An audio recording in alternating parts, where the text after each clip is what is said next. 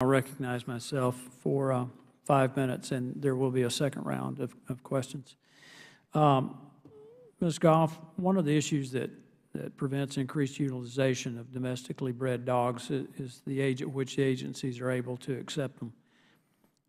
For many breeders, that doesn't make sense to hold on to a dog past 8 or 12 weeks when they are typically sent to their new homes for training, particularly for training for detection or pasture screening. Can you discuss what, if any, steps the American Kennel Club is taking to try to bridge that gap? Several. A couple of the things that we have looked at, in addition to the aforementioned prison programs, working with some of the universities who are doing the ongoing training, doing a great job of that, is really working with our breeders to convince them to sign on to a program where the dogs that they are producing will be developed for this purpose, and so they are taking a longer-term look at the puppy, particularly if the people who have a lot of family members who can help out with the socialization. Dog breeding is very much in many parts of the country still very much a family operation. So really holding on to them longer, and then what we envision is making sure that they have all of the knowledge, the science, the research they need to make those dogs as strong as possible. And part of that is by letting the government know, developing some kind of relationship where, because you are able to provide a more stable, dog that's a lot more training time behind it, you're going to have a greater success, we hope, with getting into the government program. So it's not a concern, that disincentive of I should sell the dog at 12 weeks rather than waiting for 12 months.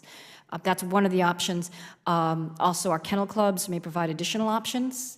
And then finally, we do have a lot of dedicated fanciers, ex-breeders, who have rather aged out of breeding, but they're still very, very engaged with the dogs. These also present wonderful people to hold on to a puppy, to be puppy foster parents, if you will, for a year or so and really train them, socialize them, and sort of give back. You said something earlier about a business model and that we don't have a business model for that. Without going into a long answer, I would be interested to know what that business model would look like. And it seems, in listening to your answer then, that that's one of the gaps that we have in getting the dogs that need to be trained for the kind of work that Lieutenant Smith does, that TSA needs done, our armed services. Is there a business model that you guys have come up with? We think a lot of it is about financial incentive as well, frankly, the ability to do this and to make a living at doing this. And one of the concerns that we've had with the dogs that have been procured overseas is, while the government says that those dogs are cheaper, one of the things that has not been fully investigated is, are they in fact cheaper? And is the government able or paying what we should be paying for these highly valuable resources? It may be a case that the going rate for these dogs should be higher, particularly when you consider and you compare what we'd be paying at 12 weeks for a puppy versus 12 months, and compare what we're paying to sustain overseas buying trips, and all the additional costs that go along with foreign purchase versus domestic purchase. So we are actually very supportive of some language of Mr. Rogers and the Defense Authorization Act that investigates the differences in the costs and tries to set a more realistic cost for purchasing puppies at a later date when they're ready to go. I'm glad we're going to do a second round, because I'm going to continue to ask you along this line, and I've got questions for Lieutenant Smith and Dr. Otto.